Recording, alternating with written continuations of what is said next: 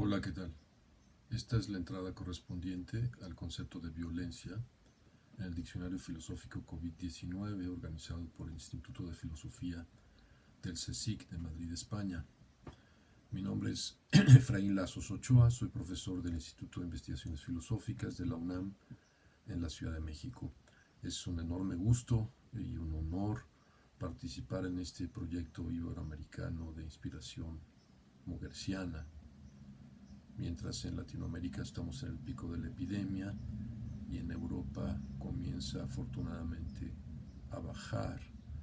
¿Qué tendrá que ver el concepto de violencia con la situación de la pandemia que vivimos desde hace meses y por lo que parece seguiremos viviendo los próximos meses y quizá años? Espero que al final de esta charla eh, puedan tener una idea de cómo se responde esa pregunta, una idea más o menos clara de cómo se responde esa pregunta. Voy a hacer una propuesta de caracterización general de la violencia, pero me interesa subrayar que se trata de una caracterización de lo que se podría llamar violencia interpersonal. Es decir, me interesa por lo pronto enfocar la violencia que se da entre dos personas. Me interesa preguntarme cuáles son las condiciones, si es que se pudieran ofrecer para que una persona violente a otra.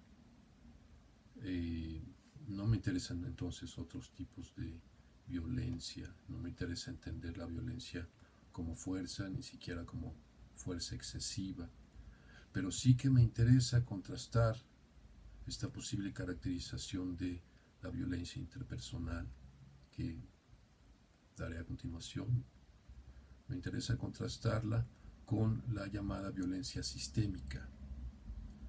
Algunas veces se refiere en la literatura a un tipo de violencia objetiva que se llama violencia sistémica. Ejemplos típicos de esta violencia sistémica son la violencia sexual, la violencia racial y la violencia de clase, ¿no? Que generalmente además vienen combinadas, aunque desde luego no siempre. Entonces me interesa la conexión entre la violencia interpersonal y la violencia sistemática. Y me interesa también, aunque no lo podré hacer del todo en esta ocasión, explorar sus vínculos, es decir, si podemos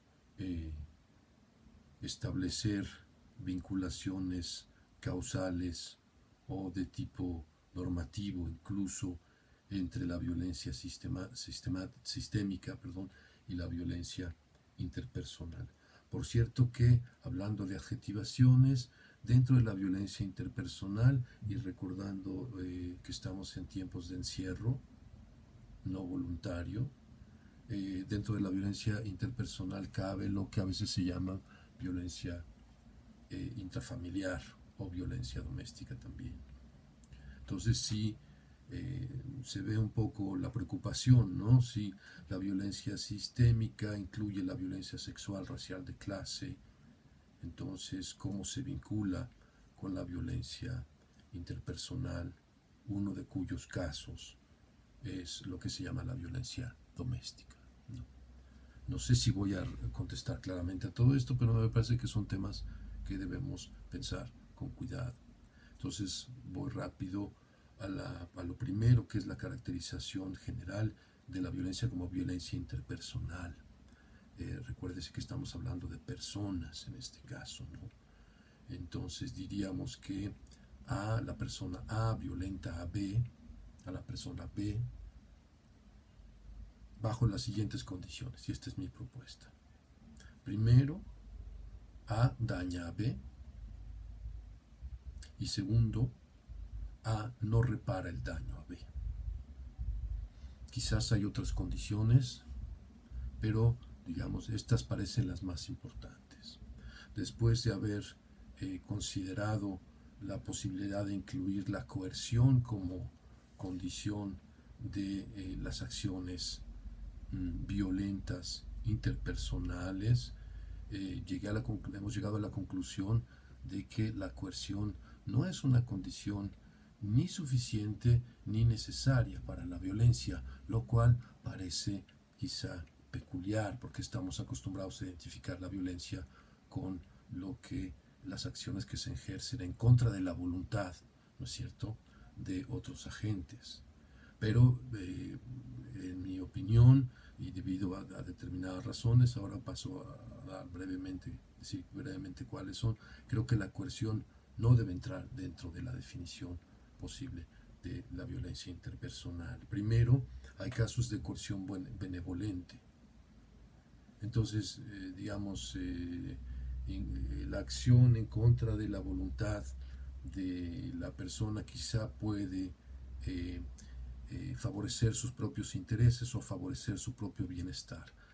Hay algunos casos en la pedagogía, por decirlo así.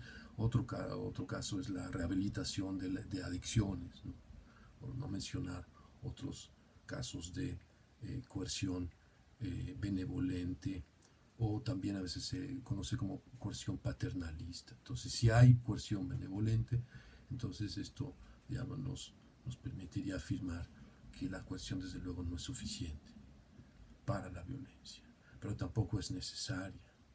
Y esto es súper importante, es muy importante porque nos pone alerta sobre posibilidades de violencia de las que no somos muy conscientes normalmente, es decir, la violencia sin coerción. Y los casos de manipulación de varios tipos, puede ser económica, emocional, ideológica y todas sus perversas combinaciones, que configuran parte de lo que sería una acción violenta, pero en mi definición, pero digamos que lo que nos daría como resultado es que la coerción tampoco es necesaria para la violencia. Entonces, daño y ausencia de reparación serían las notas principales de la violencia interpersonal. Ahora no puedo detenerme mucho en estos dos puntos, diré solamente que el daño tiene que ver también con el concepto de persona que estamos utilizando. Es un concepto amplio que merece una entrada por sí mismo en el diccionario, pero digamos en analogía con el daño a un artefacto o a un objeto material, un objeto físico, por ejemplo, un florero, ¿no? Diríamos que el daño a un florero es, digamos, la ruptura o la desasimilación de sus partes. De manera que esto nos da una idea de que el daño tiene una dimensión mereológica que quizá, y digo solamente quizá, de una manera muy tentativa, se puede aplicar para entender lo que sería la integridad de la persona. Entonces el daño, ¿no?, sería a la integridad de la persona entendida de un modo amplio. Sobre esto habría mucho que hablar, y parte de esa integridad son las capacidades cognitivas de la persona, ¿no?, entre otras muchas cosas. La ausencia de reparación, por su parte, también es muy importante, puesto que marca un ciclo temporal en el proceso de la violencia. Hasta en tanto no hay reparación de daño, hasta en tanto no reconstruimos el jarrón, hasta en tanto no hay reparación, entonces el acto o la acción violenta continúa. Estamos acostumbrados a pensar que las acciones violentas son más o menos espontáneas y que no duran mucho en el tiempo, pero digamos que el daño tiene efectos, ¿no?, efectos ¿no?, negativos, por eso es daño, digamos, no contrarrestar los efectos de la acción dañina, ¿no?, significa perpetuar la acción violenta, perpetuar el daño, quizá en otras formas, pero en todo caso perpetuar la acción violenta. Bien, ahora brevemente, porque ya veo que estoy consumiendo mucho tiempo, a la violencia sistémica. Esto, digamos, se puede tomar desde la perspectiva de un filósofo como Slavoj Žižek, que tiene una famosa obra sobre la violencia de la década pasada o antepasada, un texto muy provocativo, muy provocador como estila este filósofo, pero dentro de una clasificación útil es, digamos, la distinción entre violencia objetiva y violencia subjetiva. La distinción fundamental o el punto de quiebre para entender esa distinción es la visibilidad, ¿no? Entonces, digamos que la violencia subjetiva es la que tiene nombre y apellido y que podría, digámoslo así, ubicarse dentro de lo que yo he llamado violencia interpersonal. Es decir, A daña a B, A no repara el daño a B. Ahí A y B son personas con nombre y apellido, con una historia, etcétera, etcétera. Personas en el sentido sustantivo y fuerte del término, ¿no? Pero en el caso de la violencia objetiva hay una cuestión de invisibilidad, ¿no? Es el caso de que las personas se sienten violentadas, pero no pueden decir exactamente quién las ha violentado, ¿no? O se sienten violentadas por una persona, pero saben que esa persona no está, por así decirlo, sola en esa violencia. Y esto es complicado, pero digamos que Zizek distingue dentro de la violencia objetiva, esta violencia sin rostro, digamos, la violencia simbólica, por un lado, y la violencia sistemática. No va a detener la violencia simbólica. Esta tiene que ver, digamos, con cuestiones que atañen a lo que Freud llamaría el malestar en la cultura, digamos, la fuerza de la ley del padre y toda esta historia, digamos, freudiana, ¿no? Con esta no me voy a meter, no por falta de interés o de importancia, sino por falta de tiempo, y me enfocaré en la violencia sistémica, ¿no? Por supuesto que debe haber conexiones entre estas dos, entre la violencia objetiva simbólica y la violencia objetiva sistémica. Quizá algo de esto está en el último capítulo del libro de mi maestro Richard J. Bernstein sobre la violencia, publicado hace unos años. Entonces, claro, la violencia objetiva en su variante sistemática, dice Slavoj Žižek en ese texto, es parte del terso funcionamiento de nuestros sistemas económicos y políticos. Ahí termina la cita. El terso funcionamiento, por supuesto, me parece que el adjetivo tiene una cierta ironía, y la ironía se va perdiendo conforme uno va bajando en la geografía planetaria, ¿no?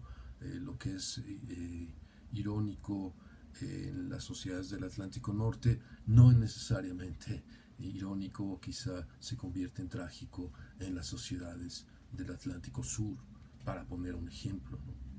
Pero digamos, ahora déjenme con un ejemplo de violencia sistémica, que sería el expresado en la, digamos, máxima pago desigual por igual trabajo, que todos conocemos, y que podría, digamos, capturar formas y prácticas sistemáticas de violencia y de exclusión sexual, racial, de clase, ¿no?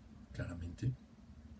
Esta máxima pago desigual por igual trabajo, bueno, voy a recordar cómo es que puede ser entendida, y el fenómeno, pues, de la violencia sistémica, cómo puede ser entendido bajo el esquema de la violencia interpersonal que les presenté al principio, sobre todo el esquema del daño. Bueno, es bastante claro que independientemente de si hay coerción, eso se puede dejar abierto, la discusión sobre la coerción. Alguien en el mercado de trabajo, si está entrando al mercado en condiciones de coerción o en condiciones no coercitivas, eso es algo que se puede comentar, pero dejando esto a un lado, es indudable que hay un daño, no solamente un daño a la persona, digamos, a la autoimagen o a la autovaloración de la persona. Esto incluso ha sido estudiado dentro de la psicología moral experimental con primates, ¿no? Cómo reaccionan diferenciadamente a determinados trabajos que reciben premios diferenciados, entonces hay una, digamos, pérdida de entusiasmo, por ponerlo así, para completar la tarea. Entonces hay sin duda daños en estas prácticas. Uh, y pensemos ahora, para finalizar, en los sistemas públicos de salud, sobre los cuales hay ahora una presión enorme. Entonces, digamos, negar atención, digamos, a un sector de la población, llámese migrantes indocumentados, llámense eh, eh, trabajadoras sexuales o trabajadores sexuales, llámese personas adultas mayores, como se dice aquí en México, o ancianos, ¿no? Por el hecho de ser ancianos, como se proponía en una guía bioética reciente aquí en México. Bueno, esas prácticas y las prácticas expresadas en esas máximas,